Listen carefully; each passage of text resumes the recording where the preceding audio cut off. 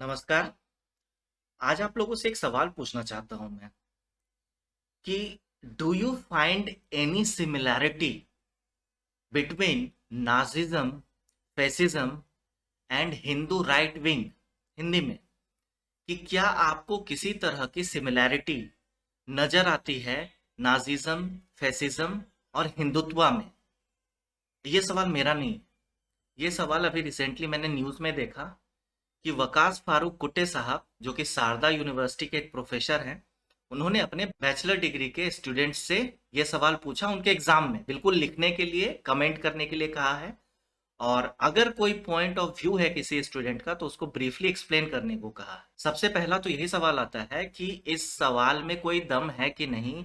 क्या सच में हिंदुइज्म नासिज्म और फैसिज्म से कोई सिमिलैरिटी या कोई मैच रखता है? क्या नाजिज्म, फैसिज्म और हिंदुत्व एक जैसे हैं? सवाल इतना ही है बस।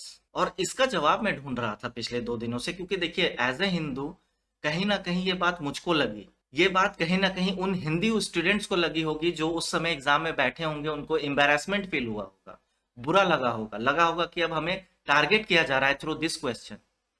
और इस क्वेश्चन का जब मैंने आंसर ढूंढना शुरू किया तो मेरे पास बस एक आंसर आया है, जो कि पता नहीं आप लोगों को सही लगे या ना लगे। और ये जवाब भी मैं सिर्फ वकास साहब को और उनके जैसे लोगों को देना चाहता हूं कि देखिए, हिंदुत्व, नाजिज्म और फैसिज्म में बस इतनी ही सिमिलैरिटी है कि आप जैसे बेवकूफ लोग इन सभी को एक प्लेटफॉर्म पे लाने की कोशिश करते हैं। आप जैसे बेवकूफ लोग हिंदुत्व को नाजिज्म और फैसिज्म से कंपेयर करने की कोशिश करते हैं। केवल आप ही लोग वो बेवकूफ हैं जो नदी के इन दो किनारों को एक साथ जोड़ने की कोशिश करते हैं।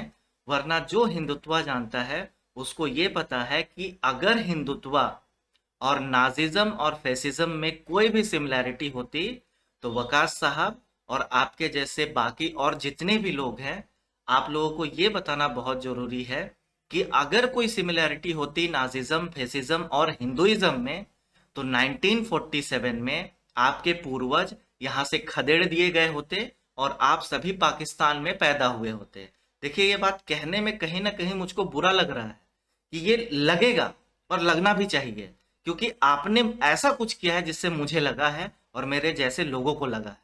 ठीक है, मतलब इस देश में जैन, जो कि 0.5% नहीं है, पारसीज, जो कि शायद ही 0.5% है, सिख, जो कि 2% नहीं है, क्रिश्चियंस, जो कि 1.5% भी नहीं है अभी तक, इन लोगों को कभी ऐसा नहीं लगा कि हिंदू उनको टारगेट करने की कोशिश कर रहा है। कभी भी हिंदू उन लोगों को अपने से अलग रख के इस देश के कोई भी डिसीजन ले रहा है, या फिर हिंदू कभी भी उन लोगों की कोई अवहेलना कर रहा है, उन लोगों का कोई मजाक उड़ा रहा है, या फिर उनके धर्म के ऊपर कभी कोई कीचड़ उछालने की कोशिश कर रहा है, कभी किसी तरह का कोई कमेंट नहीं आया। बहुत प्यार से हम रह रहे हैं और सदियों से रह रहे हैं। पर ये मुस्लिम पॉपुलेशन जो यहाँ पे अब लगभग 17-18% की हो चुकी है, वो इतनी इनसिक्योर फील कर रही है कि हिंदू इनको सताने की और इनके आवाज को दबाने की कोशिश कर रहे हैं। तो आश्चर्य है मुझको। यही कारण है कि पारसीज, क्रिश्चियंस, सिख्स, जैन्स, जो कि बिल्कुल अपनापन महसूस करते हैं इस देश में, आज राइज करके बड़े बड़े इंडस्ट्रियलिस्ट, बड़े बड़े कॉरपोरेट सेक्टर के मैनेजर्स, पता नहीं सक्सेसफुल एंटरप्रेन्योर्स क्या क्या बन चुके हैं। पर इतनी इनसिक्योरिटी को लेकर के एक इतना बड़ा पॉपुलेशन अभी तक सिर्फ हाथों में पत्थर लिए घूम रहा है कि अगर कोई हुजूम निकला तो उसके ऊपर हम फेंकेंगे। वकास फारूक कुट्टे साहब, आपने जेआरएफ किया है, यूजीसी नेट क्वालिफाई किया है, मैंने भी किया है। 2019 में मैंने अटेम्प्ट लिया था, फर्स्ट टाइम ही क्लियर किया था। पर उस समय का एक सवाल मुझको बहुत दिनों तक मेरा पीछा कर रहा था। उसमें सवाल था कि in which of the following era the higher education in India suffered the most. First answer था ब्रिटिश एरा, सेकेंड आंसर था बुद्धिस्ट एरा, थर्ड था मुगल एरा, एंड फोर्थ था post independence era. Right, Buddhist era और post independence era तो खैर illogical answer है, कोई भी बेवकूफ समझ जाएगा, क्योंकि बुद्ध से ही ज्ञान जुड़ा हुआ है और पोस्ट इंडिपेंडेंस हमने हमेशा एजुकेशन को वैल्यू दिया है। तो ये दोनों सवाल, ये दोनों जो ऑप्शन है वो तो एज इट इज एलिमिनेट हो जाते हैं। पर उसके बाद मैंने कभी सुना था अपने बड़े लोगों से, वही चौपाटी लगा करती थी हमारे जमाने में और लोग आपस में डिस्कशन करते थे। उसमें कभी सुना था कि इस देश में जो उत्पात मुगलों ने मचाया वो क्या तो ब्रिटिशर्स कभी कर पाएंगे, क्योंकि मुगलों ने जितने भी स्कॉलर्स थे इंडिया के और जितने उनके शिक्षण संस्थान थे, जो यूनिवर्सिटीज थी, उनको बुरी तरह से जलाया था और हमारे स्कॉलर्स का कत्लेआम किया था। जब नालंदा विश्वविद्यालय को जलाया था तो महीनों तक किताबों में आग लगी थी, वो आग बुझने में महीनों लग गए थे। ये बात मैंने सिर्फ सुनी थी। अब मेरे दिमाग में द्वंद चलने लगा कि ब्रिटिश लगाऊं टिक या फिर मैं मुगल एरा में टिक लगाऊं। मैंने अपने दिल की सुनी और मैंने यही बोला कि भाई, पूर्वजों ने कहा, मेरे बड़ों ने कहा कि जो उत्पात मुगलों ने मचाया इस देश में वो क्या तो ब्रिटिशर्स मचा पाएंगे, चलो मुगल एरा पे एक रिस्क लेते हैं। मैंने टिक लगाया। जब इसका आंसर कोड रिलीज हुआ था, ये सबसे पहला क्वेश्चन था जिसका आंसर मैंने चेक किया था कि कहीं मेरी जो अंदर की सीख है वो मुझको कहीं किसी एक पार्टिकुलर कम्युनिटी के खिलाफ गलत रास्ते पे तो नहीं ले जा रही। और जब मैंने आंसर चेक किया तो देखा कि नहीं, जो दिल बोल रहा था वो सही था, जो दिमाग कंफ्यूजन पैदा कर रहा था वो गलत था। क्योंकि उस समय में ये दिमाग जो था हद से ज्यादा लिबरल था। और आज के डेट के जो यूथ हैं वो बोलते हैं कि जो हद से ज्यादा लिबरल है वो लिबरल नहीं, वो लिब्रांडू है। और ये सब सुनने में ही थोड़ा, मैं मतलब यहाँ बोल नहीं सकता, तो मुझको लिब्रांडो नहीं होना है। और कहीं ना कहीं उसके बाद मैंने हिस्ट्री की स्टडी की और मैंने देखा बिल्कुल सही बोलते थे मेरे पूर्वज। और यूजीसी नेट ने भी जो आंसर कोड दिया था वो बिल्कुल सही था। जितने हमारे बेहतरीन एजुकेशन सिस्टम थी उसको डिस्ट्रॉय करने का एकमात्र सबसे बड़ा श्रेय जाता है मुगलों को। क्यों, मैं बताता हूं। ब्रिटिशर्स तो स्टूडेंट थे, इन्होंने शासन लिया था मुगलों से। इन्होंने यही सीखा था कि मुट्ठी भर मुगल्स आए, जम के लूट पाट उत्पात मचाया, हिंदुओं ने उसको बर्दाश्त किया बल्कि स्वागत किया, और अपनी बहू बेटियों को, अपने इज्जत को और अपने समाज को लुटता देखा, पर इन्होंने कभी कुछ नहीं कहा।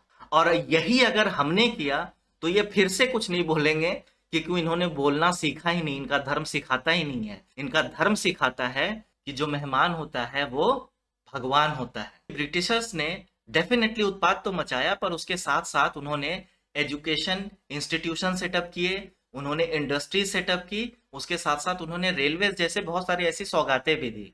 पर ऐसा कुछ भी नहीं था जो मुगल हमें देकर गए। बात है ताजमहल और कुतुब मीनार को अगर डेवलपमेंट कहा जाता है तो जिन लोगों के हाथ काटे गए थे उसको क्या कहा जाता है ना। तो क्रूरता की प्रकाष्ठा कहाँ थी वो सब आप लोगों को देख करके पता चल जाएगा। सवाल इतना है कि आप लोग इस तरह से बहुत आसानी से, पता है, हम लोगों को टारगेट कर लेते हैं कभी भी, मतलब सैफरन टेररिज्म, राइट। उसके बाद कहा जाता है रेसिस्ट हिंदूज और fascist Hindus, Nazi Hindus. I mean कहीं ना कहीं ये इनसिक्योरिटी बस आप लोगों के अंदर है, क्योंकि जिनके अंदर ये इनसिक्योरिटी नहीं है वो 0.5% भी नहीं है, पर वो हमारे बीच में रह करके तरक्की के रास्ते पे हमारे कंधे से कंधे मिला करके चल रहे हैं और हमें कोई प्रॉब्लम नहीं है। 25 दिसंबर को हम जाके चर्च में हमारे जितने भी क्रिश्चियन भाई बहन हैं उनके साथ हम मोमबत्ती जलाते हैं और भगवान के साथ प्रार्थना करते हैं। आप जाते हैं क्या? 1 जनवरी को हम उन्हीं के साथ नए साल का खुशियां मनाते हैं। आप मनाते हैं क्या? हम उनके साथ ईस्टर की खुशियां बांटते हैं। आप मानते हैं क्या? आप सच में कभी किसी दिन कोई चर्च जाते हैं? क्या आप लोग सच में कभी गुरुद्वारे में जाकर के माथा टेकते हैं? क्या आप लोग कभी सच में जैनों के साथ बैठ के उनके गुरुओं ने क्या क्या कहा ये आप जानने की कोशिश करते हैं? हम करते हैं। और इसको अगर सेक्युलरिज्म अगर नहीं कहा जाता है तो आई डोंट नो किसको कहा जाता है। हम वो लोग हैं जो कि 0.5% पॉपुलेशन वाले लोगों को भी अपने साथ बिठा करके उनसे सीखने की कोशिश करते हैं। बस उनके पास सिखाने के लिए कुछ होना चाहिए। कुछ लोग मुझसे पूछते हैं कि सर आप अन अकेडमी पे काम क्यों नहीं करते। मैं उनको जवाब देता हूं कि अन अकेडमी जिस दिन गधों को छोड़ करके इंसानों को हायर करना शुरू कर देगा, डेफिनेटली हम काम करेंगे। क्यों? रीजन इसके पीछे है क्योंकि आपको एक और सवाल दिख रहा होगा स्क्रीन पे, जिसमें उन्होंने एक पैराग्राफ दिया। उसमें कहा कि मान लो आप मुस्लिम हो, आप एक एरिया से गुजर रहे हो, स्लोगन्स गा रहे हो और हिंदू डोमिनेटेड एरिया है, हिंदूज को वो बात बुरी लग जाती है और आपके ऊपर पत्थर फेंका जाता है, आप क्या करोगे? राइट। रिसेंटली इंडिया में किसके ऊपर पत्थर फेंका गया? किसने पत्थर फेंका? पहला पत्थर किसने फेंका? अगर अन अकेडमी थोड़ा सा अगर न्यूज़पेपर और न्यूज़ पढ़ना स्टार्ट कर दे तो उसको पता चल जाएगा कि उसका जो ये लेफ्टिस्ट माइंड है ना वो बहुत ही गलत है। और वो जिस तरफ एजुकेशन ले जाने की कोशिश कर रहे हैं इंडिया में ऑनलाइन प्लेटफॉर्म के थ्रू, वो सही नहीं है। तो आप जिस दिन गधों को छोड़ करके इंसानों को हायर करेंगे, हमारे जैसे टीचर डेफिनेटली आपके लिए काम करेंगे। अदरवाइज आपको मिलेंगे यही वकास फारूक कुटे साहब, और ये यही पूछेंगे आपके स्टूडेंट से नाजिज्म और फेसिज्म में और सिखों में क्या सिमिलैरिटी है। क्योंकि हमारे देश का जो सिख है वो भी सेक्युलर है, हमारे देश का जो क्रिश्चियन है वो भी सेक्युलर है, हमारे देश के जो जैन है वो भी सेक्युलर है। बल्कि जितने भी धर्म हमारे हमारे पास है, हमें लगता है वो सेक्युलर है। कहीं ना कहीं इस्लाम धर्म को चाहिए कि सेक्युलरिज्म पे ज्यादा एजुकेशन दे, और अपने मदरसों में जो ब्रेन वॉशिंग चल रही है, जो दूसरे धर्मों के प्रति इस्लाम धर्म के बच्चों को भड़काया जा रहा है, इसको बंद करे और उनको सही एजुकेशन दें और उनको सही रास्ते पे लेकर आए। वरना होगा यही, हमारे बच्चे 21st सेंचुरी में ग्रोथ करके आसमान चांद तक पहुंच जाएंगे, मार्स तक पहुंच जाएंगे, सैटर्न तक पहुंच जाएंगे, और आप इस धरती पे अपने लिए आज भी एक टुकड़ा खोजते ही रहोगे और आपको मिलेगा नहीं। क्योंकि जो मिलना था, देखो एक बात क्लियर मैं बता रहा हूं आपको, कि इस देश का जब बंटवारा 1947 में हुआ था, उसके ऊपर पूरी ब्रीफ वीडियो बन रही है, बिल्कुल देखना आप लोग। उस समय में इस देश को बांटा जो गया था, मुस्लिम्स ने on the basis of caste and religion उन्होंने बांटा था। उस समय भी जितने बड़े बड़े हिंदू नेता थे, चाहे वो महात्मा गांधी हो, जवाहरलाल नेहरू हो, सरदार वल्लभ भाई पटेल हो, बल्कि मुस्लिम के भी एक लीडर थे, मैं क्यों उनका नाम ना लूं, मौलाना अब्दुल कलाम साहब थे, उन्होंने भी कहा था मत बांटो इस देश को, बहुत बुरा होगा। पर मेजॉरिटी ऑफ मुस्लिम्स ने उन्होंने कहा कि नहीं, हम इस देश में इनसिक्योर फील करते हैं, हमें हमारा अलग देश चाहिए। 1947 में धर्म के बेसिस में आप लोगों ने बांटा इस देश को, हमने नहीं बांटा। और अब अगर फिर से अगर आप सोचते हो कि इस देश को हम बंटने देंगे, तो आप गलत सोच रहे हो। अगर हमारा धर्म सच में रेसिस्ट होता, अगर इसमें कोई भी नाजिज्म फेसिज्म का अगर पार्ट होता ना, तो फारूक साहब और आपके जैसे जितने भी साहब हैं, उनको मैं एक ही बार में कहना चाहता हूं कि सच में कोई सिमिलैरिटी होती ना नाजिज्म और हमारे हिंदुइज्म में, तो 1947 में आपके पूर्वज ना खदेड़ दिए गए होते और आप वहीं पैदा होते, यहां पैदा नहीं होते, और ना ही ऐसा सवाल होता हमारे पास। पर आप हैं, इसका मतलब है कि हम सेकुलर हैं, हम टॉलरेंट भी हैं, और कोशिश कीजिए कि हम ऐसे ही बने रहें। प्लीज हाथ जोड़ के आपसे ये कहता हूं कि कोशिश कीजिए हम ऐसे ही बने रहें। हमें वैसा मत बनाइए जो आप लिख रहे हैं इस सवाल में। ना हम नाजी बनना चाहते हैं, ना हम फेसिस्ट बनना चाहते हैं, क्योंकि अगर हम बन गए तो सच में प्रॉब्लम होगा। ये कह करके मुझको अच्छा नहीं लग रहा है, ऐसा लग रहा है कि कुछ गिल्टी जैसी फील हो रही है। पर रेगुलर बेसिस पे अगर किसी को रिलीजन बेसिस, रिलीजियस ग्राउंड पे अगर किसी को टारगेट करोगे ना, तो बुरा लगेगा उसको, ठीक है। और जो आप लोगों की हिस्ट्री रही है ना, जो रेगुलर बेसिस पे मेरे चैनल पे चलेगा, ये जब आप पढ़ोगे तो आपको पता चलेगा सबसे ज्यादा आपने किया है, हमने तो कुछ किया ही नहीं। हमने तो सिर्फ बर्दाश्त किया। हमने तो मुगलों के समय से जो बर्दाश्त शुरू किया, वो हम ब्रिटिश के समय तक कंटिन्यू करते रहे बर्दाश्त करना। हमने चप्पल जूते खाए, सब खाया ही हमने। और जब भी हमने आवाज उठाने की कोशिश की, तो यही सवाल है कि आप रेसिस्ट हो रहे हो। देखो, मेरा नाम जो सूर्या है ना, वो मेरी पहचान है, पर उसके साथ साथ मेरे हाथ में लिपटा ये धागा और मेरा धर्म हिंदुइज्म भी मेरी पहचान है।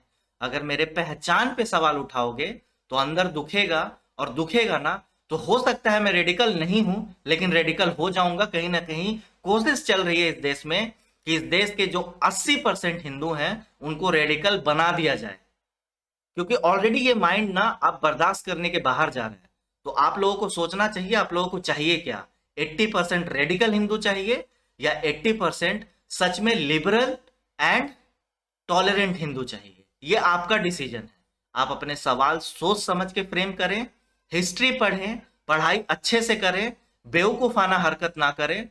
ये देश बहुत अच्छा है, बहुत टॉलरेंट है, हम ग्रोथ के पथ पे हैं, और कोशिश कीजिए कि इस ग्रोथ में हमारा साथ दीजिए और हमारे साथ ग्रो कीजिए।